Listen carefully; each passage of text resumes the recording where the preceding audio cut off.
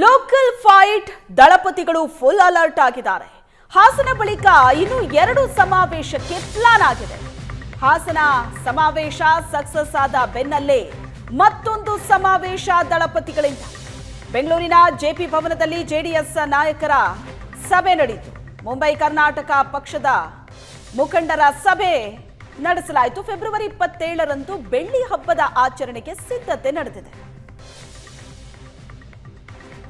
ಇವತ್ತಿನ ಸಭೆ ಮುಂಬೈ ಕರ್ನಾಟಕದ ಪಕ್ಷದ ಮುಖಂಡರುಗಳ ಸಭೆ ಕರೆದಿದ್ದೀವಿ.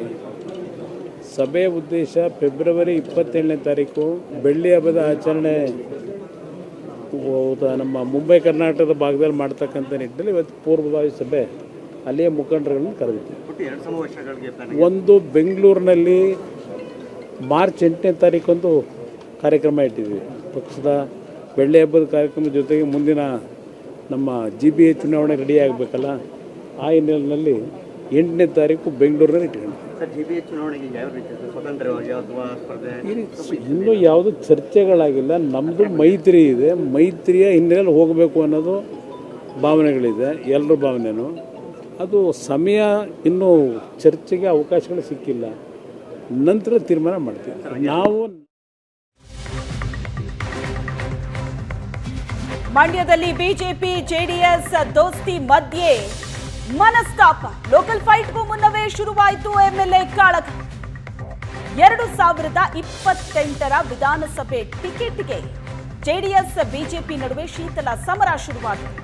2028ಕ್ಕೆ ಕೆಆರ್ಪೇಟೆಯಲ್ಲಿ ಹೆಚ್ಡಿ ಮಂಜು ಗೆಲುವಿಗೆ ನಿಖಿಲ್ ಕರೆ ಕೊಟ್ಟಿದ್ದಾರೆ. ನಿಖಿಲ್ ಮಾತಿನಿಂದ ಬಿಜೆಪಿ ನಾಯಕರಲ್ಲಿ ಅಸಮಾಧಾನ ಭುಗಿಲೆದ್ದಿದೆ.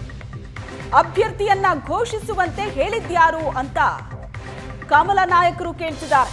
ತಾಲೂಕು ಪಂಚಾಯಿತಿ, ಜಿಲ್ಲಾ ಪಂಚಾಯಿತಿ ಏನಾದರೂ ಗೆದ್ದಿದ್ದಾರಾ ಅಂತ ಪ್ರಶ್ನಿಸಿದ್ದಾರೆ ನಾರಾಯಣಗೌಡ.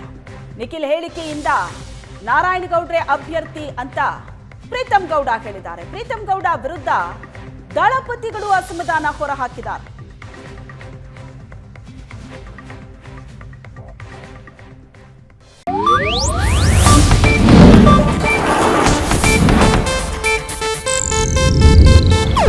ಇದು ಏಷ್ಯಾನೆಟ್ ನ್ಯೂಸ್ ನೆಟ್ವರ್ಕ್ ಪ್ರಸ್ತುತಿ.